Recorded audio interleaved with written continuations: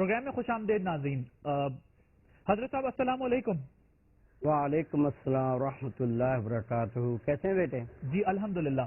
حضرت ہم یہ سمجھنا چاہ رہے ہیں کہ ایک تو واقعہ کربلا جو ہے وہ بیان کیا جائے، اور واقعہ کربلا بیان کرنے کے علاوہ جو اس کا پیغام ہے وہ اصل پیغام بھی جو ہے وہ آپ ہمیں بتائیں. اور سب سے اہم بات یہ کہ کیا اس پیغام پر ہم اس وقت کاربن ہیں یا بیجا اور فضول بحث اور مباحثوں میں مبتلا ہیں، مذہب سے متعلق بھی اور قوم اور وطن سے متعلق بھی.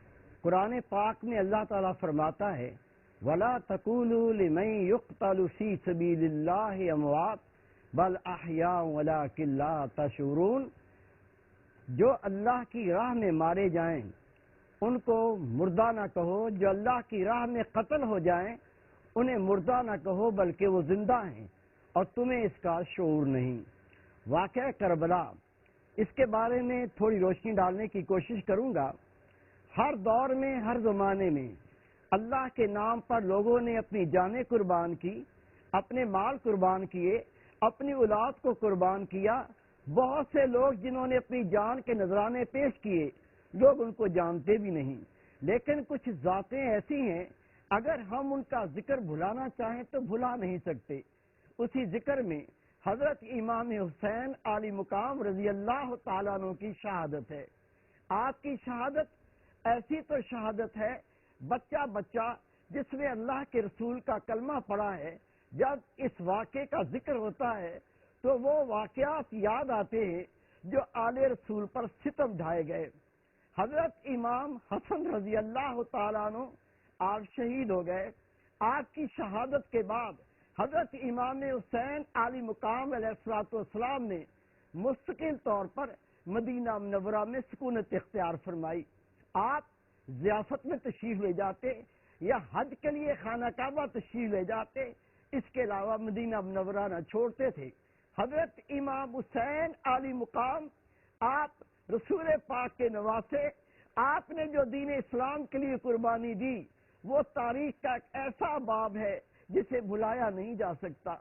حضرت امیر معاویہ رضی اللہ تعالیٰ عنہ 4 رجب 60 ہجری میں وفات پاتے ہیں. آپ کے وفات کے بعد آوارگان شام نے یزید کو بادشاہ کے تخت پر بٹھایا. اس میں فسق و فجور شروع کیا، گندگیاں پیدا ہوئیں، شرع پاک کا مذاق اڑایا جانے لگا. جب تخت پر بیٹھا اس کمزور انسان نے، اس فاسق فاجر انسان نے ایک حکم جاری کیا، اور حکم یہ تھا اور حکم دیا گیا رسول پاک کے صحابی حضرت ولید بن عقبہ رضی اللہ تعالیٰ عنہ کو، اور حکم یہ تھا، فرمان یہ تھا حضرت امام حسین عالی مقام علیہ السلام، حضرت عبداللہ ابن عباس رضی اللہ تعالیٰ عنہ، حضرت عبداللہ ابن زبیر رضی اللہ تعالیٰ عنہ اور عبد الرحمن بن ابو بکر رضی اللہ تعالیٰ عنہ سے میری بیعت لی جائے. حضرت ولید بن عقبہ رضی اللہ تعالیٰ عنہ نے بلایا اور فرمان پڑھ کر سنایا. صحابہ کرام نے فرمایا اے ولید تو رسول پاک کا صحابی ہے، آپ خود بتائیے کیا یزید اس لائق ہے کہ اس کو مسلمانوں کا، اسلام کا بادشاہ تسلیم کیا جائے؟ آپ نے فرمایا میں نے مصلحتاً آپ کو بلایا ہے تاکہ آپ کو بتا سکوں کہ یزید کے ارادے کیا ہیں. آپ یہ بات پہنچا کر فارغ ہو گئے، لیکن اس پر بھی یزید نے صبر نہ کیا. شعبان کی ابتدا میں ایک نیا فرمان جاری کیا، اور یہ فرمان یہ تھا اے ولید بن عقبہ میں تمہیں حکم دیتا ہوں اصحابہ کرام سے میری بیعت لو. اگر وہ خوشی سے نہیں مانتے سختی سے بیعت لو، انہیں قید کرو، اگر پھر بھی نہیں مانتے انہیں قتل کر دو. یہ بات سن کر حضرت ولید بن عقبہ رضی اللہ تعالیٰ عنہ جلال میں آ گئے، اٹھ کے کھڑے ہو گئے، اور آپ نے فرمایا میں تجھے دین اسلام کا بادشاہ تسلیم نہیں کرتا، پھر میں ان سے تیری بیعت کس طرح لوں؟ یہ کہنا تھا.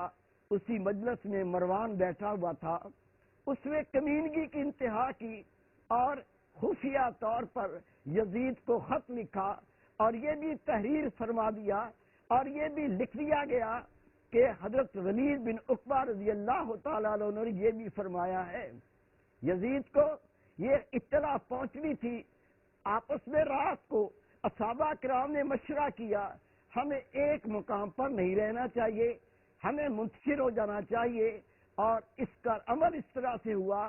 حضرت عبداللہ ابن عباس رضی اللہ تعالیٰ عنہ آپ عمرے کی نیت کرتے، خانہ کعبہ جاتے، عمرہ کر کے واپس مدینہ منورہ تشریف لاتے، نبی پاک صلوات والسلام پیش کرتے، قبر انور کی زیارت کرتے، ایک دن قیام کرتے، اور اگلے دن پھر عمرہ کی نیت کر کے خانہ کعبہ روانہ ہو جاتے۔ حضرت امام حسین عالی مقام علیہ السلام اور حضرت عبداللہ ابن زبیر رضی اللہ تعالیٰ عنہ، آپ دونوں حضرات نے بھی خانہ کعبہ کا قصد کیا۔ آپ وہاں سے روانہ ہوئے، آپ خانہ کعبہ پہنچے، خطوط آنے شروع ہوئے، کوفہ سے اس مضمون کے خطوط آتے، اے امام حسین، ہم آپ سے بیعت کرنا چاہتے ہیں، ہم یہ چاہتے ہیں کہ آپ کی امامت میں یزید سے جنگ کری جائے، جنگ کی جائے، اور ہم آپ کو اپنا امیر مقرر کرنا چاہتے ہیں، آپ کوفہ تشریف لائیں۔ ادھر یزید، اس کے اندر آگ جلی ہوئی تھی، جب آپ نے انکار کیا، اس نے حضرت ولید بن عقبہ رضی اللہ تعالیٰ عنہ کو معزول کر کے مروان کو مدینہ منورہ کا حاکم مقرر کر دیا۔ جب امام حسین عالی مقام کے پاس کوفہ سے خطوط آئے، آپ نے فرمایا میں کوفہ جانا چاہتا ہوں۔ حضرت عبداللہ ابن عباس رضی اللہ تعالیٰ عنہ نے فرمایا اہل کوفہ کے نہ قول پر یقین ہے نہ فعل پر یقین ہے، آپ وہاں نہ جائیے۔ آپ نے فرمایا اے عبداللہ ابن عباس، جب روز محشر اللہ تعالیٰ مجھ سے پوچھے گا اے حسین، تجھے شریعت پاک جاری کرنے کے لیے، اسلام کو بلندیاں عطا کرنے کے لیے کوفہ والوں نے بلایا تھا، تم نے بدگمانی کیوں کی، تم وہاں کیوں نہ گئے، تو میں اللہ تعالیٰ کو کیا جواب دوں گا؟ اور حضرت مسلم بن عقیل رضی اللہ تعالیٰ عنہ کو حضرت امام حسین کا نائب بنا کر کوفہ بھیجا گیا۔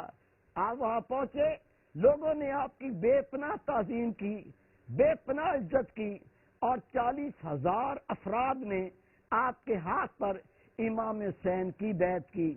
یہ بات یزید کو معلوم چلی، یزید نے ابن زیاد کو حکم دیا کہ کوفہ پر تو حاکم بن جا، پہلے حاکم کو معزول کرتا ہوں اور مسلم بن عقیل کا سر کاٹ کر میرے پاس بھیج دے۔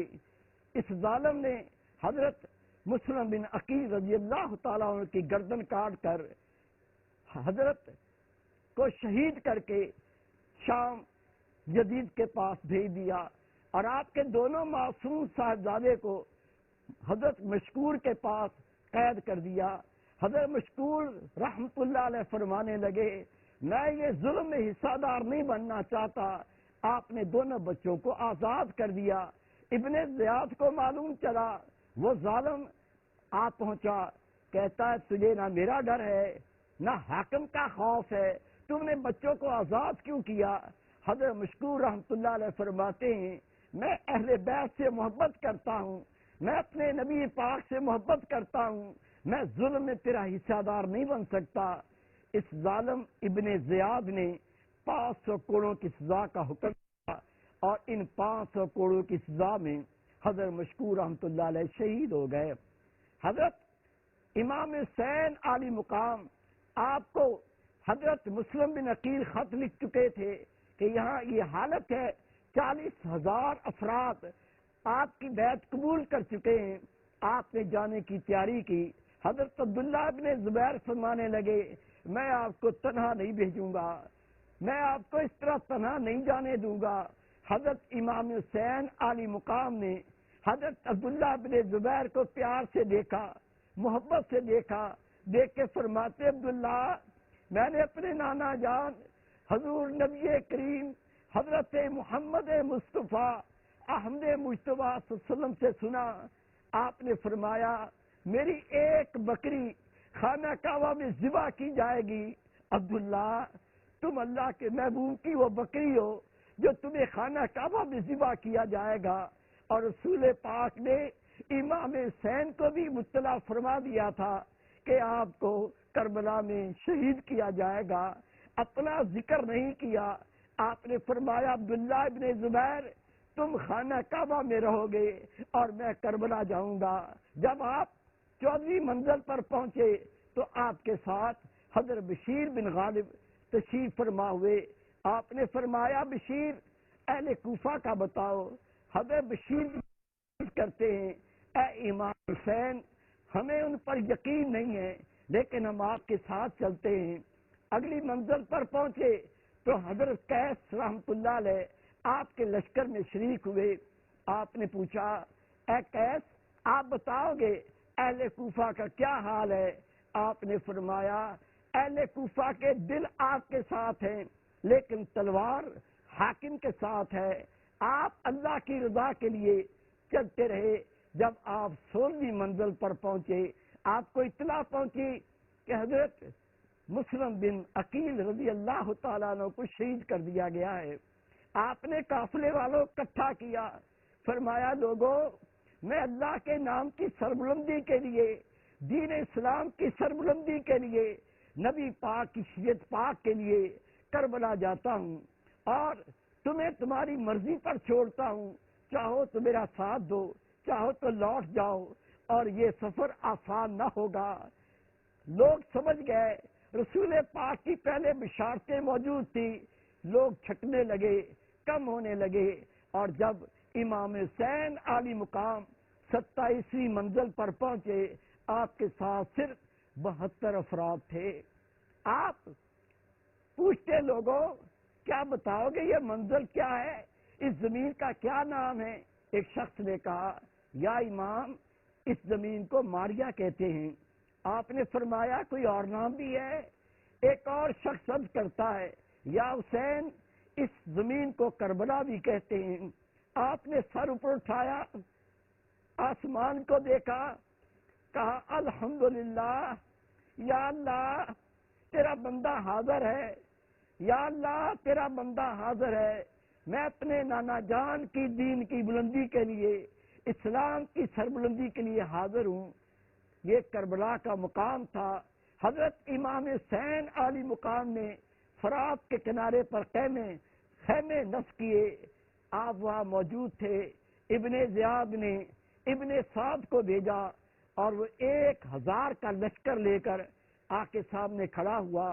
ابن زیاد نے پیغام بھیجا یا تو یزید کی بیعت کر لو، اگر بیعت نہیں کرتے تو جنگ کے لیے تیار ہو جاؤ۔ آپ نے پیغام کا پرچہ اچھال دیا، فرمایا میں تیری کسی بات کا جواب نہیں دیتا، ظالم کا ماتحت بھی ظالم ہوتا ہے۔ اب یہ وہ واقعات ہیں جو اتنے درد بھرے ہیں۔ اہل بیت کے ساتھ امام حسین موجود ہیں، آپ کو یہ کہا جا رہا ہے کہ یزید کی بیعت کرو۔ یزید کون تھا؟ فاسق و فاجر۔ یزید کون تھا؟ شرابی۔ یزید کون تھا؟ نبی پاک کے دین کا مذاق اڑانے والا۔ یہاں آپ نے کیا شان دکھائی؟ سرداد نہ داد دست در دست یزید، حقا کہ لا الہ الا حسین۔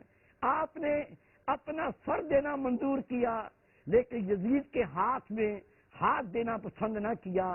یہ تھا وہ حق جو اللہ کی طرف سے آیا تھا، نبی پاک تک پہنچا تھا، اور اس حق کی رکھوالی کے لیے آج امام حسین عالی مقام ان کے سامنے سینہ سپر تھے۔ آپ نے اس کی بیعت سے انکار کیا، یہاں تک کہ 7 محرم حرام کو آپ پر پانی بند کر دیا گیا۔ جب 9 محرم کا دن آیا، ابن زید نے تنبیہ کی میں مزید صبر نہیں کر سکتا، یا اس سے بیعت لے لو، ابن سعد سستی چھوڑ دو، یا پھر اس کا سر قلم کر کے یزید کے دربار میں پہنچا دو۔ آپ نے مقابلہ کیا، سارا کنبہ شہید کرا دیا، بس ایک مقصد تھا، وہ مقصد اللہ کے دین کی سربلندی اور میرے آقا کی شریعت پاک پر عمل کرنا اور کروانا۔ آج ہم محبت کا دعویٰ کرتے ہیں، خدا کی قسم ہم کہتے ہیں اہل بیت کے ہم عاشق ہیں، عملی زندگی دیکھ لیں، ہم قرآن پاک کے تارک ہیں، ہم نبی پاک کی شیر پاک سے بہت دور ہیں. یہ محبت، یہ لفاظیاں کام نہیں آئیں گی. وہ اللہ کے رسول کے نواسے جنہوں نے اپنا کنبہ شہید کرایا، اپنی جان قربان کی، اور واحد ایک مقصد تھا کہ اللہ کے نبی کی شیر پاک کا نفاذ کیا جائے. ہم آج شیر پاک کا مذاق اڑاتے ہیں اور امام حسین کے ہم عاشق بنتے ہیں، اہل بیت کے عاشق بنتے ہیں. خدا کی قسم ان باتوں سے کچھ نہ بنے گا. اگر اللہ کے محبوب کے دین سے محبت ہے، اہل بیت سے محبت ہے، تو آپ کا ایک پیغام ہے، حق و باطل کی جنگ جاری رہے گی، ہر دور میں یہ جاری رہے گی. لیکن جب حق کے سامنے باطل آئے، ہمیں سینہ سپر ہو جانا ہے، ہمیں اس کی اطاعت نہیں کرنی ہے. جب تک یہ جذبہ موجود رہے گا، دین اسلام کو اللہ بلندیاں دیتا رہے گا. جب تک یہ جذبہ موجود رہے گا، کفر مقابلہ نہ کر سکے گا. لیکن کیونکہ ہم صرف رسمی رہ گئے، رسم اذاں رہ گئی، روح بلالی نہ رہی، فلسفہ رہ گیا، تلقین غزالی نہ رہی، لوٹے عمل کی طرف، اور عمل بھی ہو جو اخلاص سے ہو، اللہ کی رضا کے لیے ہو. پھر آپ فاتح ہیں. امام حسین سارا کنبہ شہید کرا کے خود بھی شہادت کا جام پیا، لیکن آپ فاتح ہیں. اور یزید آپ کو شہید کر کے بھی شکست کھا گیا. آؤ لوٹو اس پیغام کی طرف، اسلام کی روح کی طرف، کہ آپ کو اللہ امر کر دے، اللہ آپ کو کامیاب کر دے. یہی واقعہ کربلا کی روح ہے. جی بہت بہت شکریہ.